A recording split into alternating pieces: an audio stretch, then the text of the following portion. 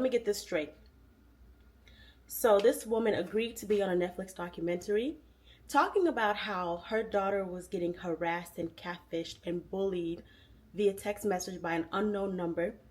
The whole town is trying to figure out who did this. She's collaborating with the schools. She's collaborating with the police. She's trying to find out who did this. All along, it was her.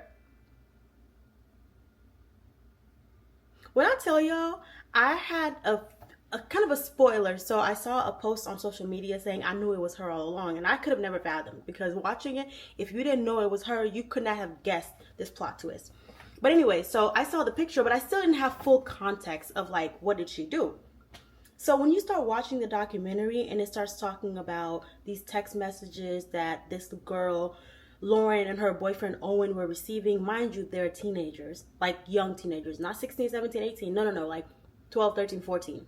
When the documentary is showing you these messages, your 12th mind could not have guessed that it was one of the people who is sitting down being interviewed by Netflix that's behind all of this, that they're the perpetrator.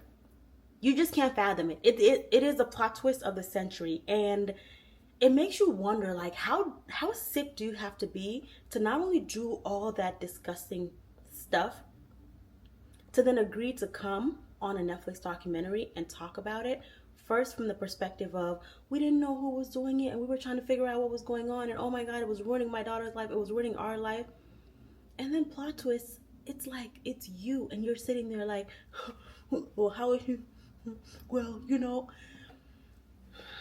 I was furious. I was so furious. And honestly, I would say like the first 60% of this documentary, it gets kind of repetitive, because they're just showing message after message and message after message and saying maybe it's this person, maybe it's that person, but they're not really getting to the bottom of it. Once they reveal who it is and you know it's the mom who did it, it just gets infuriating from there. It gets flabbergasting. It gets disgusting, because the mom then goes on this diatribe. She's like, well, we've all committed crimes before, right?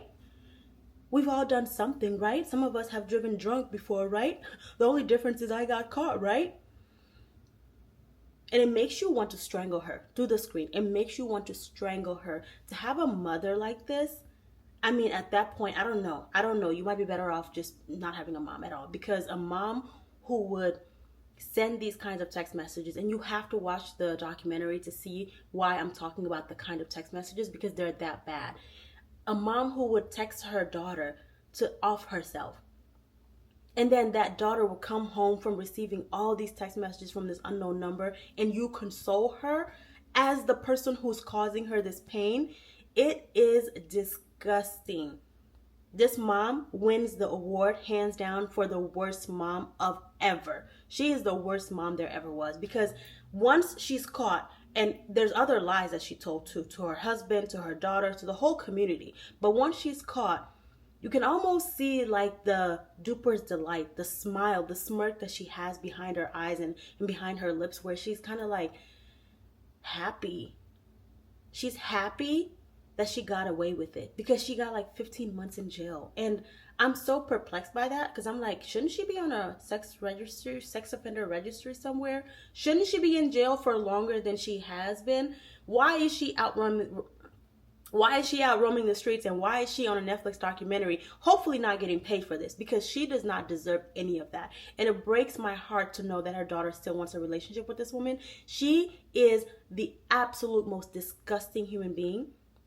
And I don't say that lightly. I know there's people out there who do other horrible things, but to inflict pain on your daughter and other people around you, and find no remorse within yourself, find every excuse in the book, even to the point where the Netflix interviewer threw a little excuse at her. She was like, yeah, that could be it. It could be that maybe I just was feeling so bad about myself that I was projecting that onto my daughter, or that maybe, I was trying to save her from trauma and protect her from the world, so I did that. What kind of mental gymnastics do you have to go through to convince yourself that in order to protect your daughter from the evil that's out there. You have to be said evil, inflict that pain on her, and then console her. Guys, I literally have no words, and I didn't even take any notes. I didn't even plan to make this video, but I had to just come and say something, because this woman is something else. That she is horrible.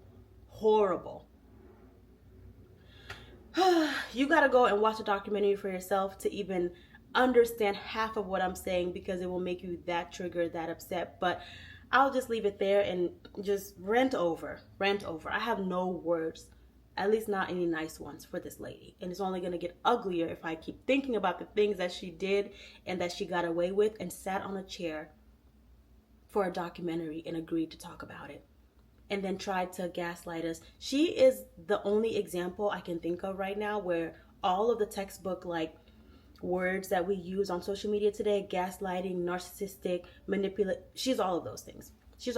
You can call her a manipulator, you can call her a gaslighter, you can call her a narcissist, because she is and will always be those things, because she still is looking for ways to convince us that we're just like her. We commit crimes just like her daily. And she just got caught. We haven't got caught yet. Bitch, get the fuck out of here.